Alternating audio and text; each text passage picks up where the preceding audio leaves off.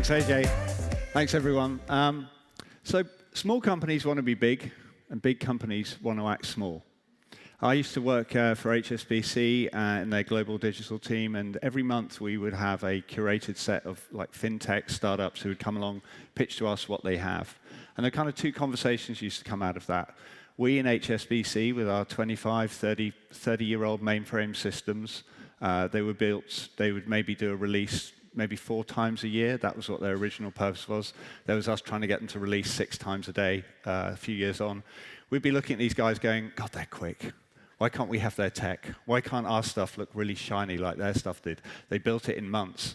And of course, they'd be coming out of it, the startups going, oh my God, they've got like 30 million customers. They've got billions of pounds. They've got all of the security that we want. So they wanted to become us, and we wanted to become a bit of them. And so I want to talk to you about some of the challenges that I've noticed as you go through that, whether you're in a small company now or you're in a bigger organization and you're trying to look at how you kind of create that kind of startup agility within it. So as AJ said, I'm Harry. I'm VP Product at OVO. We are a great British, that's England, Scotland, and Wales, energy retailer. That means we buy energy from the wholesale market, we don't produce it, and we sell it to about 4 million customers within the UK. Our product at OVO is part of our technology organization, and we, within that remit, we look after product management, UX research, product design, content design, and customer experience across the team. So staying agile at scale is tricky. It's tricky. As I said earlier, there's a constant pull as you get bigger to standardize process as well. If you imagine the days of when Monzo launched within the UK, they launched a prepaid card, there was no debt on it, there was no possibility of customers losing money, they only had one product, one card. They could release really quickly, and the financial authorities, didn't really see them as a risk. Now, so if Monzo's login system worked, everyone was pretty much all right. At HSBC, if our login broke for more than about 500 milliseconds, we had to report ourselves to the financial regulator because we had 1 in 4 customers, 1 in 4 adults within the UK roughly banked with our systems. So different scale, and it brings different challenges as you get bigger and different processes that you have to adapt for. Energy is a long game. It's relative at a system level, it's a pretty slow-moving industry. The national grid runs to a 5.9 reliability, so that's 99.999 uptime. Now, anyone else got that in their metrics in this room? Hands up if you're running to 5.9s. Good, excellent. So, and if you think about what we've been through recently, I think you'll recognize that actually it held up pretty well. There was lots of talks of blackouts, potentially having to prepare. And actually, the grid holds up really well. And it's a very well-managed system, but it's also a relatively slow system. Smart meters were launched in 2011, and there's still really only about 60% adoption. So things don't move very fast at a system level. Now, OVO was launched in 2009 with a clear mission of making energy better for people and for the planet. And as AJ said today, we have around 4 million customers who trust us with a range of services that we provide to them. Everything from home energy management, energy flexibility, EV charging, green energy efficiency, air source heat pumps. And then it's underpinned by our Plan Zero, which sets us out to be a fully net zero business by 2035. 1 million trees a year, very nice fact there as well. And if you look at a bit of the timeline, so we're 15 years old now, we just celebrated our 15th birthday. So back in 2009, OVO's born in a barn. So our founder, Stephen Fitzpatrick, had a barn in the Cotswold, and that's the company's first office. So and it was really set out then. There was a very limited range of suppliers within the market at the moment, and OVO was setting out to be the disruptor, to be the Monzo to the energy sector. By 2017, we've got 1 million customers. Pretty rapid growth through that process, and obviously that brings a lot of pressures within the organization. And obviously, energy is a regulated business. By January 20, we've got 4 million customers, and then my slides are going to break. But then we have lockdown, March 20. So January 20, I hadn't joined OVO. I was still with HSBC, and I was sitting in our Mexico office having some chats with some colleagues from our Hong Kong office, and they were going, I think you need to pay attention to this virus thing. And we were going, it'd be all right. It'd be like the last time. It'd probably stay over there, won't it? Anyway, of course, we know what happens. So we go straight into lockdown. We're at sort of peak growth, peak things, straight into lockdown. I join. I leave a nice, solid 150-year-old global bank that pretty much prints money no matter what's going on in it. My mum was calling me because this happens and Ukraine happens. She's going, what have you done? And I was, it's going to be okay. It's going to be okay. We'll see what happens to this. And then by August of next year, we see the gas price peak. And I'm sure most of you who are energy bill payers, most of you know what happens. You know what happens. You know, the gas price per therm, that's the sort of unit, the wholesale unit, having had a very, very stable 10 or 15 years, if you even, I mean, very small blips, literally, it went like that.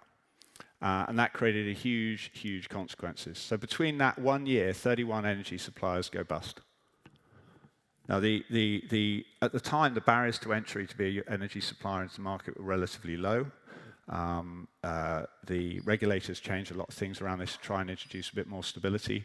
But effectively, at the time, you could buy and bet against the price of energy not going up. And effectively, there were a lot of companies that were buying at 5 and selling at 2, and I'm sure you all realize that's not a sustainable strategy. So we go through all of this. We go through lockdown, we go through the impact that the Ukraine war had, the impact on that, and it was very difficult for us and very difficult for our customers. It was very difficult for our advisors. They also had to pay energy bills. They're having to deal with the debt that's mounting up. They've got customers on the phone every day. And we managed to launch what was also then a thing called Charge Anytime a year later, which is what I think one of the better EV charging tariffs within the UK.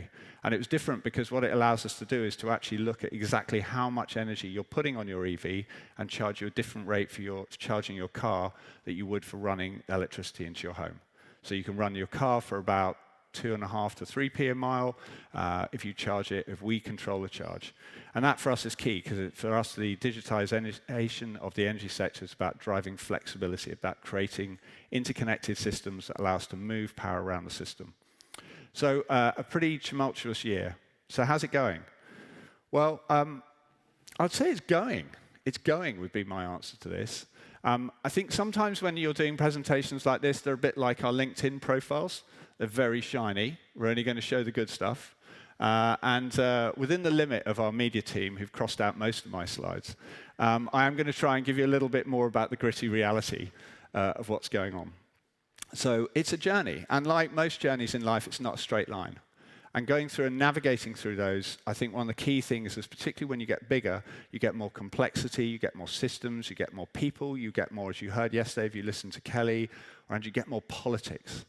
And you get a bit more of what I would call, we all find a face. There was a lot of I think, identification and laughter yesterday with, if any of you here for Andrew's shoe telephone, it was funny, wasn't it? It was funny. And we're laughing at it in our profession because it's true, but it's also, it's not great, you know, yeah. It's got to go live tomorrow, has it? Fine, okay. So, you know, it's tricky. But it's also, I just want to come back to this. There's a lot of good happen. There's a lot of good happening. If you look at the data, the decarbonisation of the UK energy industry is actually it's a phenomenal success story. We've just turned off the last coal-fired power station. So in these stats, that shows a 98.5% reduction in the use of coal. We're now down to 100% reduction in coal. Gas has had to come up to compensate that. But at the same time that gas has come up, we've seen wind 3.5 times scale over 12 years. And we've seen solar 10x come up to meet that. And as you can see from this, wind is now producing more than gas. And for the first time, we're now seeing not carbon-free power around 60% in the grid, which is huge, So the direction of travel is really, really positive. Now, I'm not talking about where we are in terms of weather systems, climate, and heating, but if you look at the metrics and the unit economics in the system, there's a lot to feel really good about.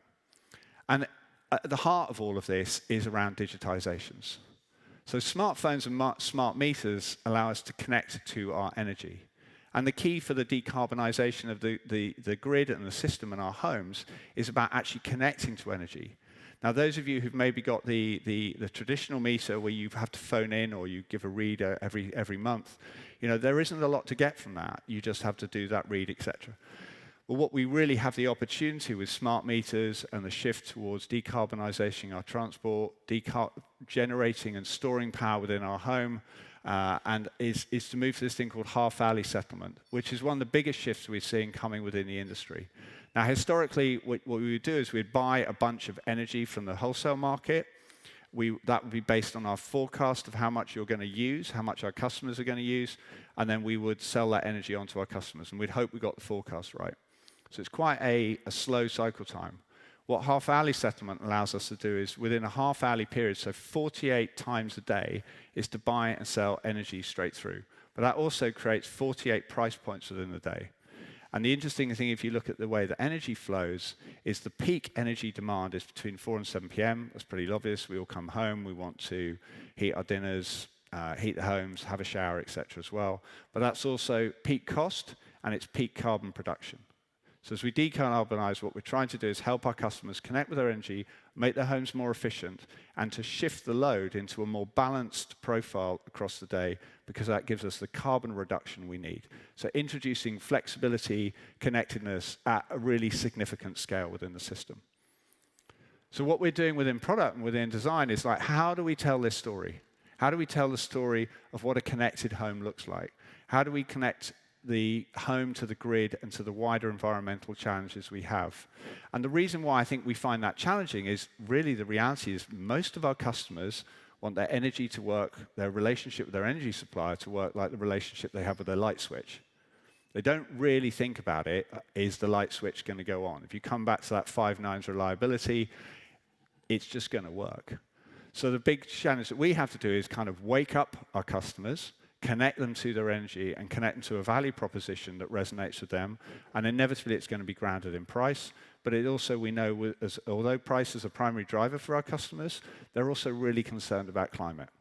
They see what's happening, they read the news, they want to understand what can they do, and sometimes they feel really powerless. I know probably people in this room do. What can we actually do about what's going on?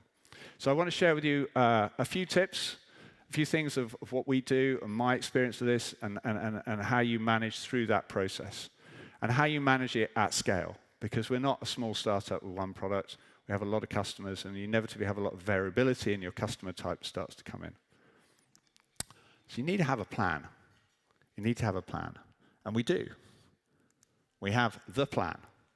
And one of the things we built is we built effectively a vision type of what we want our future experience to look like for our customers. And we talk about that a lot within the organization. Now, I'm sure you'll all realize this, but humans are reality-making machines. Our reality is largely subjective. There's very little objectivity in how we perceive what's going on around us. So the reality is people listen to what they want to listen to. I know those of you who are in the design profession know this all too well, particularly the researchers among you. They see what they want to see, and they hear what they want to see. And you have to keep telling them where you're trying to go. So we use this internally to really try and drive the conversation as much as we can about where are we going within the organization. Where are we going in terms of our proposition? How do we want it to mature? This is where we're going. And any opportunity we get within the wider company is to say, this is where we are now, remember this is where we're trying to get to, and this is where it will go forward. Now, the actual reality of this, in terms of what we produced, is it will never look like this. I hope it never looks like, bits of it I quite like.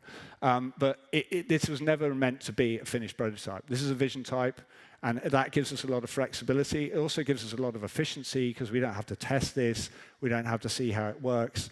But it allows us to, and as you can see with things like the house in here, that's not a typical customer's home. But it's a very lightweight and relatively inexpensive way of creating a shared understanding about what's going on within the organization, what do we think is going on for our customers, and where are we trying to move our teams and our investment. The other thing we've learned to do is invest in our systems. We have a design system because it saves us money and it saves us time. That's it. That's why it gets investment. And what we've learned to do is not to rely on the design system as being a pet project. 120% time someone's baby. It is run like a product. And it has a P&L. That means we understand how much it saves us and we understand how much it costs, and it saves us more than it costs. And that warrants the investment and ring-fence capacity around it. And we use the same principles with other systems, because if we don't treat them like products, we don't get the efficiency we have. Now, again, when you're small and you've got maybe 2, 3, 4, 5 teams, it's fine. When you start having 50 teams running, those efficiency gains start to add up to a lot. And you have to work very hard to, one, get adoption of your systems, but also to actually then keep the systems working at scale to drive the efficiencies within it. Now, it also looks really pretty, so we like that as well. But when we come out and we talk about systems and we talk about the value of them again, the lead is always within the, I guess, the commercial context primarily. We get the knock-on effect as well. We also get the aspect of things like accessibilities. And what we're trying to do overall is reduce the cost of front-end code deployment. Because the cheaper it is to deploy, the more often we can, the more we can test, the more we can learn. And I'm sure you all understand this, that if it costs 10 to release something, and then that's going to be a big investment, that's probably going to be your one-shot object. What we're trying to do is get it down to costing 2 to release something, so we can try 5 versions and throw away the 4 that don't work without worrying about it. The other thing as well is speed and scale have to come together. You can't have one or the other. You can, but you won't find it gets you where you need to be. So we've had to work a lot on understanding how you break down some of the paradigms that you might hear within your business. That you can't be at scale and move fast is a common one. And in order to do this, I'd say the 3 things that we probably focus hardest on are modularization, componentizing our system. I used to work for a food tech business, food tech delivery business in the UK. And when I got there, we were looking at how we could optimize the flow, conversion rate optimization, checkout optimization.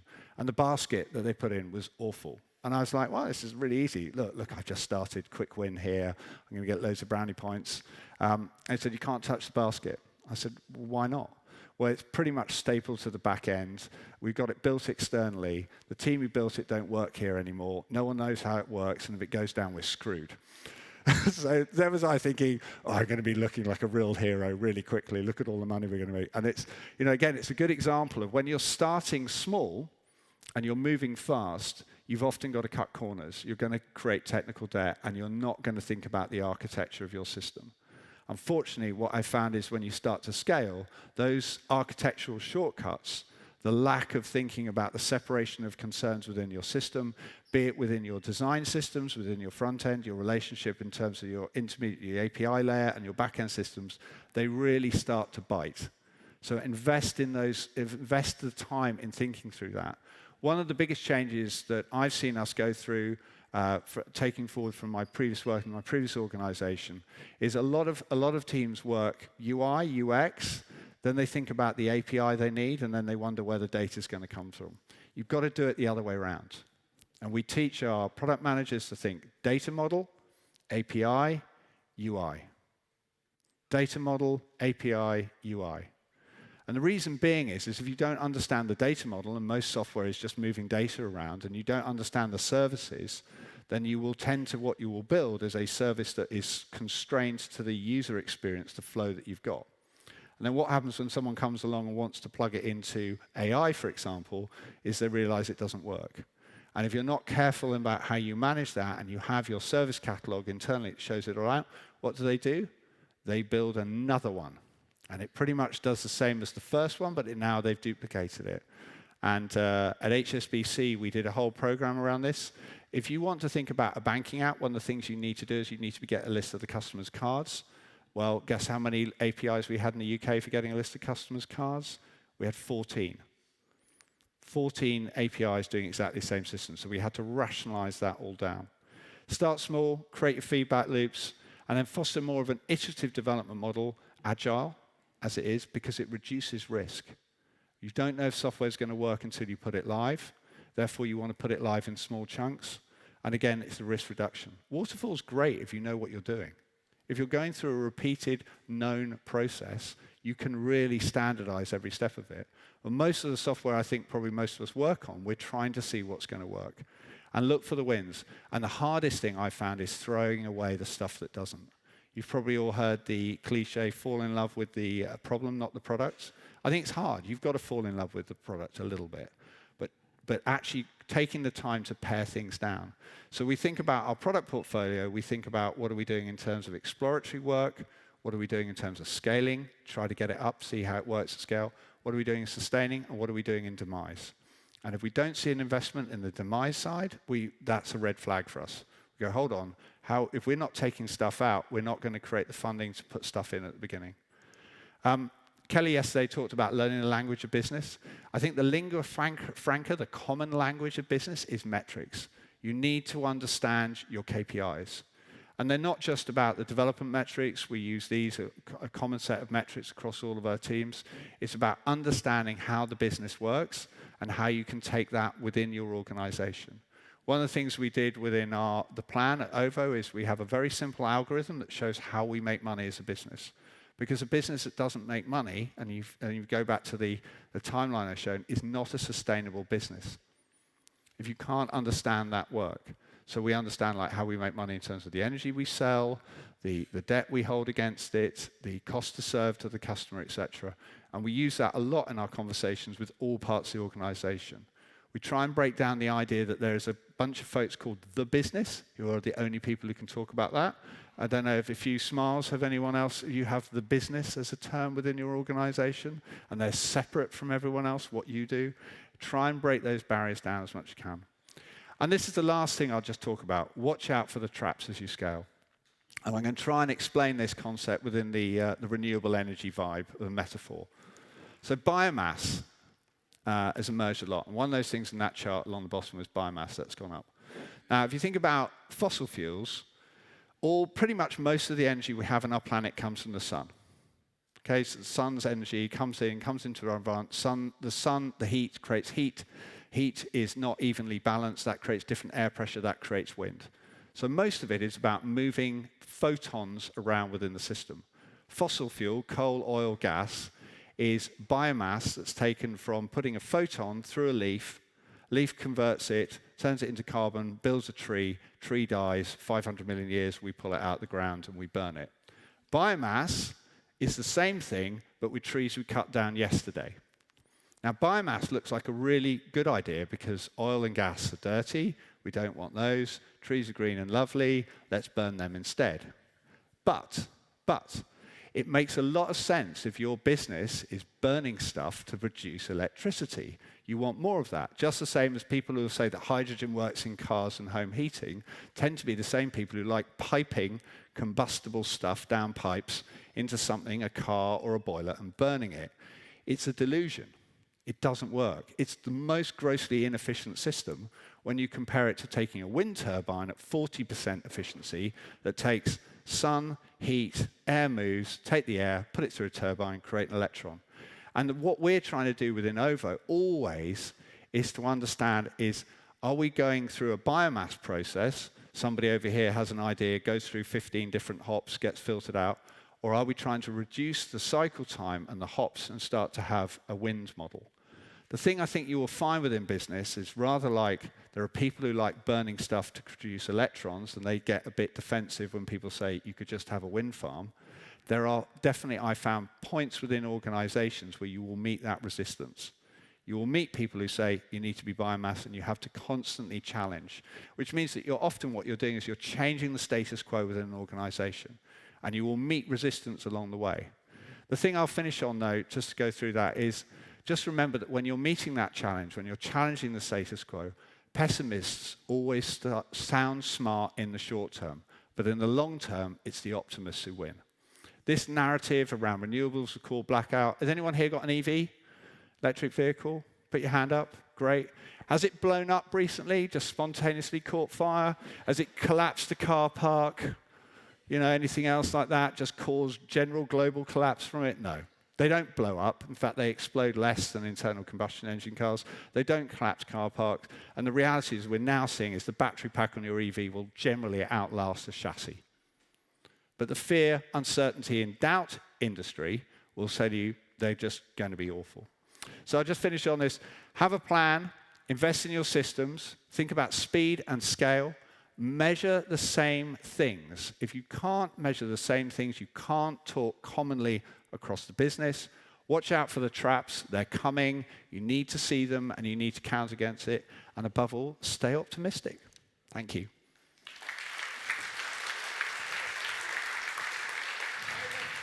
Everyone. Loved it. So many, do you know what? A brilliant systematic way of looking through things. So many good sound bites in there. I was making notes. I was like, is it humans create their own reality? I love the one at the end, though. Pessimists will always seem confident in the short term. That's absolutely true. My EV hasn't exploded because it's a hybrid. So it's actually the internal combustion engine stopping my EV from exploding, I've been told. So there we go. Yeah. Exactly that. Taking a battery and dragging an internal combustion engine around and reducing efficiency. Yeah, go all in. It's a terrible thing. I make no mistakes of it. Harry, some questions from the audience. So, can you give some examples of how you measure profit and loss of design systems? So one of the things we look at is the cost of code deployment. So even a very simple thing, if you take a button or take a form element, and you think about how many variations you've got going on throughout the system and how many variants you've got of that. As we know, buttons aren't just buttons. They've got numbers of states within it. Multiply it by the number of teams you've got going through it and start working out what would be the actual cost if everyone was designing their own. And actually, what we're really looking at is reduction in time. The other thing as well is we use it to reduce the cycle time to production.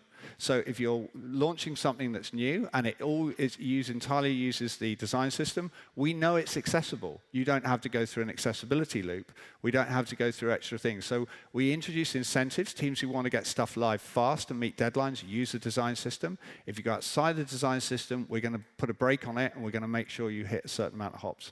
Sometimes we let you go live without hitting all those accessibility checks, but it'd be like you can only go live to 500 customers. So again, the team wants to launch it. We'll say, well, that isn't going to give me the return on investment I want. I want to go live to 4 million customers.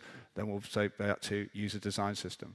And if there isn't a component within it, say, well, go and build one and contribute to it, make it better, and then move it forward.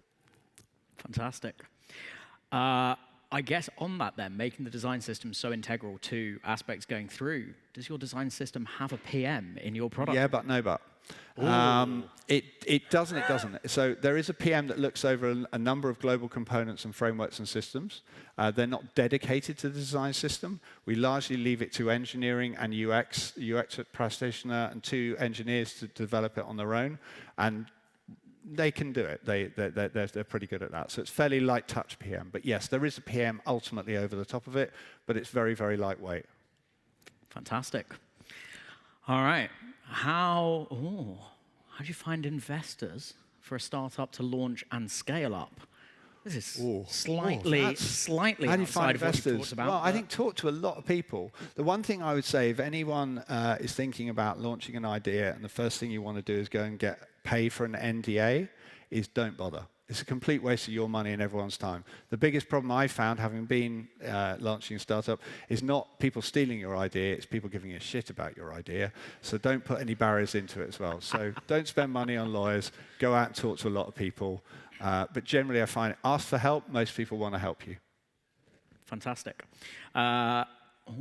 A bit of a challenge to your data or API comes first for you, which actually I think is the right way to go. I totally love it. I love it. If you think about it as Lego, a really robust, well-documented service catalog of all of your services within the system, you can move so fast.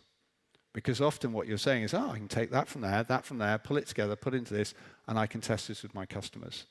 Versus, that doesn't exist, I've got to go and write the compute, put it over there, put it into that. So actually, I think it speeds up our time to production, it reduces the cycle time, reduces the cost. When the cost comes down, it allows us to try more things. But you have to understand the data that sits underneath it. I think in today's world, particularly with the changes we've seen around AI and large language models, it becomes ever more important for us to do that. Customers, don't make me think, fairly standard principle within design. the amount of things that we can reduce customers having to think about has exponentially grown larger. But it really does rely on you having a solid data foundation. The nice things about APIs, if anyone is thinking, I don't know anything about APIs, how do I do them? Isn't that an engineering thing? Is go and have a conversation with ChatGPT and say, I'd like to build a RESTful API that will do X, Y, and Z.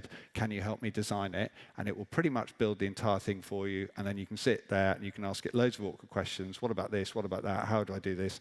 And it'll say, it will just keep going for you.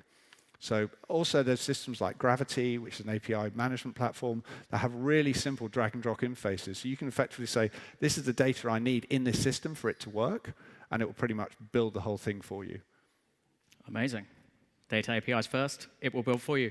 That is all the time we have for Q&A. So have another massive round of applause for Harry Parks, everyone.